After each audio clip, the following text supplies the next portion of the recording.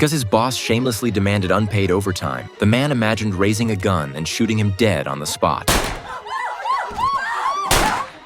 After work, he ran into someone hogging his parking spot in the lot. He tried to reason calmly, but ended up humiliated instead.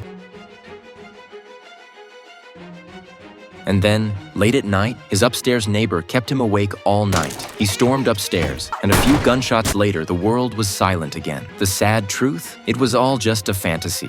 In reality, facing his boss's constant exploitation, he could only swallow his anger. Dealing with the guy who took his parking spot every day, he meekly gave in. Even when the noisy neighbor upstairs nearly drove him insane, he didn't dare knock on the door to stop it. His social anxiety left him trapped in his own mind, imagining the most violent ways to fix every problem. Then he'd snap back to reality, once again accepting that he was a complete failure. That day, he stayed up all night again, dragging his exhausted body out the door. Sure enough, his car was blocked by a young guy downstairs. He begged quietly for the guy to move his car, only to be scolded. "If you want a spot, buy one yourself." By the time the car finally moved, it was late. He didn't bother rushing to work and instead called his ex-wife, whom he hadn't contacted in a long time. Because of his busy schedule, he hadn't seen his daughter in nearly 6 months. He wanted to chat with her, but she was hooked on video games and ignored him. He hoped his ex-wife would discipline their daughter, but she was busy dating her lover and didn't care about the kid. Thinking about how the divorce happened because his ex cheated with an old flame, his heart burned with anger. He stormed into the office, and right when he walked in, he overheard coworkers mocking him behind his back. When the manager suggested working late that evening, the group laughed and said he might as well do it alone. After all, he was weak and spineless, and definitely wouldn't refuse. Watching these people trample all over his dignity, the man completely broke down. But still,